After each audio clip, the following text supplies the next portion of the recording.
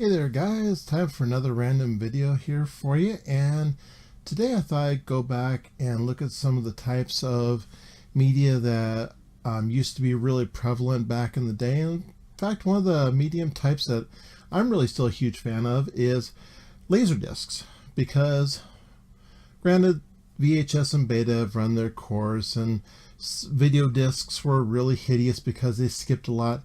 However, LaserDiscs for some reason really stuck with me. They resonated with me over the years because of one huge factor. They were about the size of an album. And what's really cool is that, and this is one of my favorite ones. This is the David Bowie Serious Moonlight Tour from 1983. And I picked this up on LaserDisc because when I found out it was available in that format, I just had to get it because it looks like an album. I mean, because it's got the really cool artwork on the back.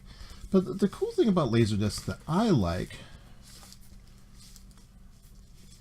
is that they're shiny like a DVD, but they're as big as an album. Hope you can see that okay. Look at that, those are huge.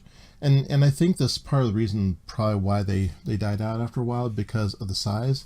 And unless you have an auto reverse player like what I do, they're kind of a little cumbersome because you have to turn them over and flip them. But what I like about them is that with LaserDiscs, they also present some stuff with them that you just can't get in a DVD or Blu-ray. So I thought I'd show you some of the examples that I have and tell you the reasons why I got them. Okay, so this is one of the ones I really like. This is Dune. This is the 1984 version. This is actually the 3-hour extended version. I'll show you why. I keep these in the protective sleeves because I bought it in Denver some time ago. Let's bump the mic. And this used to be, this was actually their rental copy. The guy that owned this rental shop didn't even want to sell this to me because of how rare it was at the time. And as you can see, there's two different discs to this. Now granted, there isn't a whole lot special to these, but each one has some artwork on the back. And the fact that it's a 3-hour version is really awesome. And they're not, it's not a gatefold, and it's just the disc inside, but it's in really good condition for having been a rental copy. And at the time, I think I paid about $175 for this, which, and I had to talk the video store, the guy who owned it, I had to talk to him for like 8 months, just trying to coax him into releasing this to me to be able to buy it, because I really wanted it. I really wanted it badly. And the thing that sucks is that less than a year later, they came out with a Steelbox DVD set that actually had this version. But I still love it. It's still one of my favorite movies to this day, and I'll always keep it around. Now, if you love Dracula like I do, this is the definitive version. This is the Bram Stoker's Dracula. This is the special collector's edition. It includes the making of Bram Stoker's Dracula along with additional original theatrical trailers. Now this is my favorite version of Dracula, and again, like most of the other LaserDiscs of the time, it has some of the stuff that's on the back. It's got, you know, some of the story, it's got the cast, but another thing that's really cool about this one is that it's a gatefold. Look at that. You just don't really get this level of fanciness out of DVDs and Blu-rays. And you get to see some of the really cool shots from the film.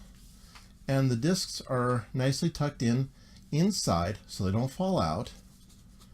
But it's just a really nice gatefold album type cover. And I really love the movie, so that's why I collected this one, and it stays in my collection.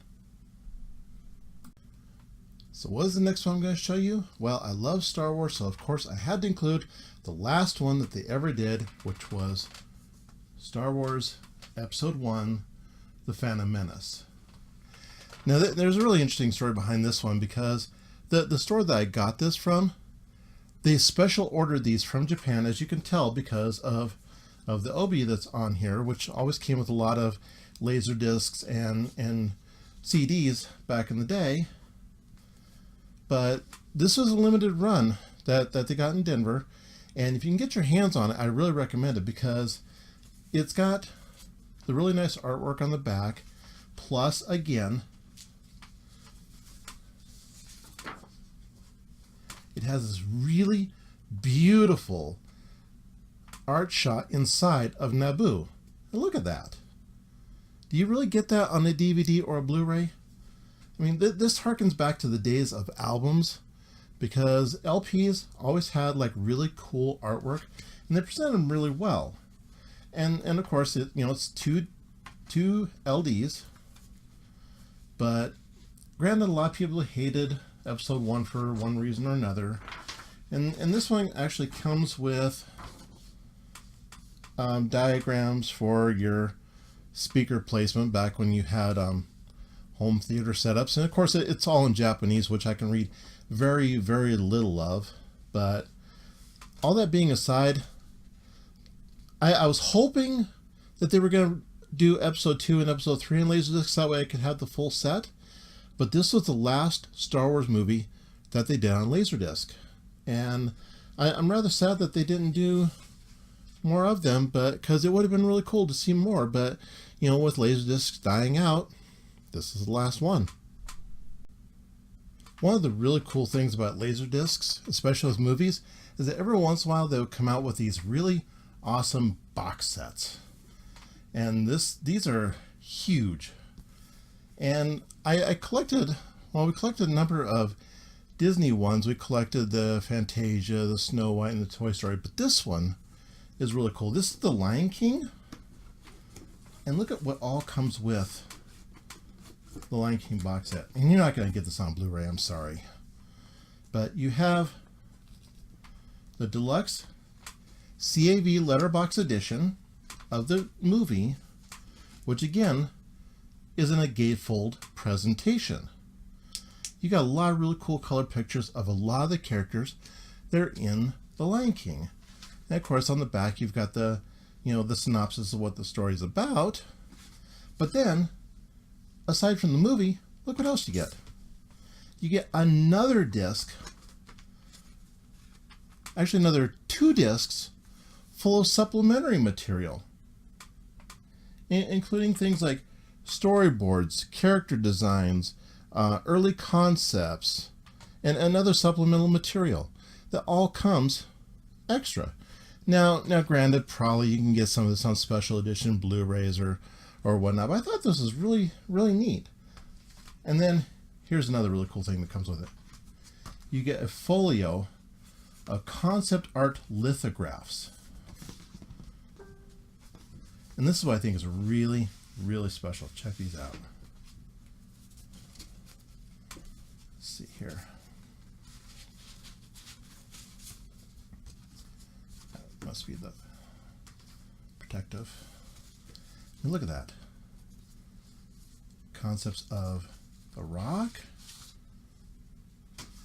of Timon, Pumbaa, and Simba, Hakuna Matata, waterfall, and when seeing Mufasa up in the clouds. And these are all lithographs, painted artwork that comes along with this box set. And I thought it was really nifty that Disney put these in with the LaserDisc box set. And that all comes with the package.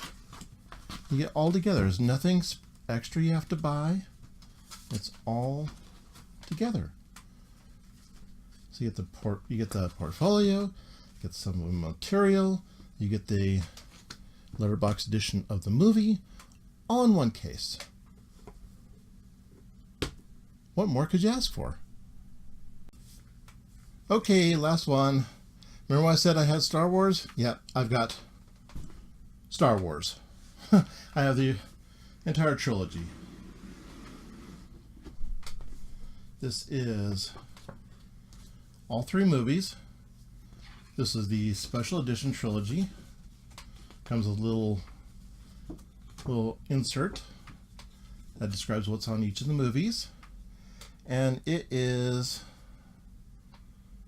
let's see, looks like each one is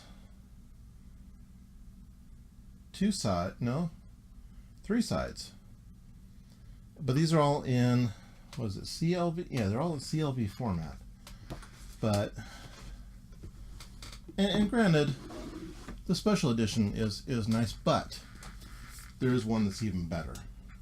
Haha! I present to you the definitive collection. Yes, I am a die-hard Star Wars fan. I have loved the movie since I first started seeing it when it first came out in 1977. If you want to get it on digital, this is the version to get. Because this is the way that the trilogy was first released. And these come each in their own, folios. Each one has 3 discs. I believe they're each 5 or 6 sides. And each one has their own bonus footage along with it. So you have the original versions of Star Wars, The Empire Strikes Back, and Return of the Jedi. Plus, not only do you have that, check this out. You also have this really gorgeous hardback book. Hardback.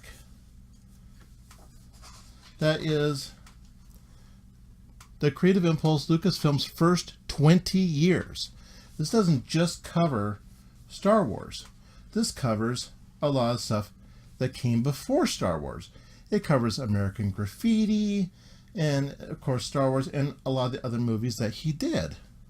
But look at a hardback book. Hardback. Creative Impulse. That is really, really special.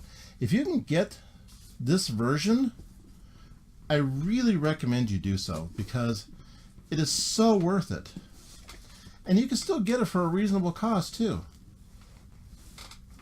And this is the way you get it to where it's been pretty much untouched. Now, the only thing that has been added to this that I can tell is that it does say Episode 4 at the beginning of Star Wars. Other than that, that is the only thing that I can see that's really changed on it. So what do you think, guys? Do you think LaserDiscs are pretty much just a pile of junk, like what Luke thought of Han Solo's Millennium Falcon, or do you think they actually still have some value to it? To me, even though they're not really worth as much as they used to be, I still like them. In fact, one of these days, I still plan on getting myself a LaserDisc copy of Disney's Song of the South, which I understand, it's a very it's a very debatable movie. Some people like it, some people don't, and there's a lot of really strong reasons why. Yes, I know when it took place. I understand the whole stigma behind it, but I remember seeing it once in the theaters, and I did manage to get a copy digital wise. Actually, I first got it on video, and then I transposed it over to digital because I wanted to keep a digital copy of it, even though I have it. I don't know why. Well, I guess there are reasons why Disney will never release it again, but all that aside, I do still like buying LaserDisc movies. In fact, I even have an anime LaserDisc of one of the movies from Dirty Pair, Project Eden. And the only thing you have to really keep in mind when you buy anime LaserDiscs, especially from a series or a movie, is that unless it says it's going to be dubbed in English, you're going to have to learn how to speak Japanese or just follow along with the action, because there's really no subtitling with these things unless it says so. But I just thought I'd want to share that out there and see what you guys think. Let me know what you think about LaserDiscs. Put your comments down in the usual place down below. If you like this video, smack that thumbs up button. If you want to see more randomness, go and hit that subscribe button over there. And I enjoy talking to you guys. I want to give you guys as much fun stuff as I can. So until next time, just want to say, thanks for watching. Thanks for being part of my life. Thanks for being part of my world. And always be yourself, be a little random, and enjoy all the unique things that you can in your life.